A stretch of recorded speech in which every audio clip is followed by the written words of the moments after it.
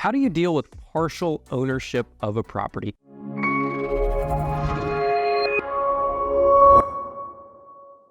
Hey guys, it's Brad from probateresource.com. We're a real estate solutions company specializing in the world of probate and inheritance properties. We buy properties for cash, or if you'd like to go the traditional route, you want to sell a property through an agent, we've got a hand-picked network of real estate agents we work with across the country that specialize in probate and inheritance.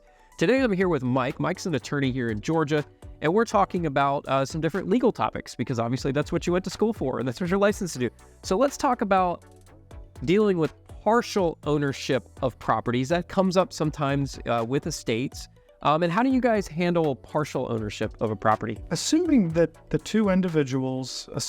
are two individuals or more on title, more than likely that in a situation where you have partial ownership, they would be on title as tenants in common. And I know we talked about that in another video. So each individual's interest in the property basically is going to be dealt with separately. So if you have two people, just basically think of two lines being drawn for each individual person. If both people are deceased, then you still have to deal with each individual separately. They're separate heirs, they're separate probate issues, and so on, so forth. If one person is alive, that's a much easier situation than you're just dealing with the deceased person over there. But in those types of situations, the people are considered separate in terms of their ownership interest in the property, therefore they're dealt with separately. So in a situation hypothetically where mom's alive, dad is now deceased, well, we have to deal with mom and dad's interest separately. So dad in this situation is likely going to need probate. And depending upon whether he has a will or doesn't have a will, that will determine what type of probate is used to handle his estate affairs.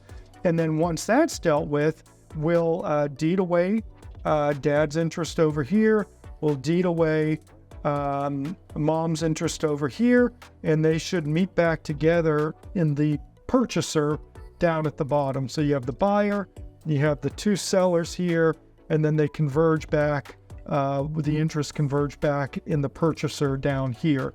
But yes, they do need to be dealt with separately, assuming that they are not on title as joint tenants with rights of survivorship. Yeah, we've got a whole different video about joint tenants with survivorship versus tenants in common. So yeah, sometimes in estate situations, or really any situation, there might be partial ownership of a property, and you have to treat all those people as different owners, or all those entities. I say people, when someone's deceased, their estate owns partial ownership of that property, not them as a person, because they're not a person anymore, right? So that needs to be dealt with appropriately so that you don't mess up the chain of title. Hope that answers your question here about that. Again, I'm Brad with probateresource.com. If you've got an estate property that you've inherited and you want to sell it, we'd be happy to make you a cash offer on it. We make the process fast and easy. Or if you think you want to go the traditional route and you want to list the property, get top dollar for it, I've actually got a hand-picked network of real estate agents that I work with all over the country that specialize in probate and inheritance properties. So I'd be happy to refer you to one of those agents that we work with.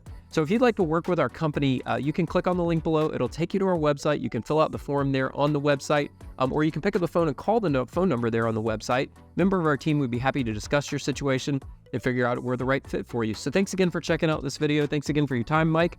Have a nice day. Bye-bye.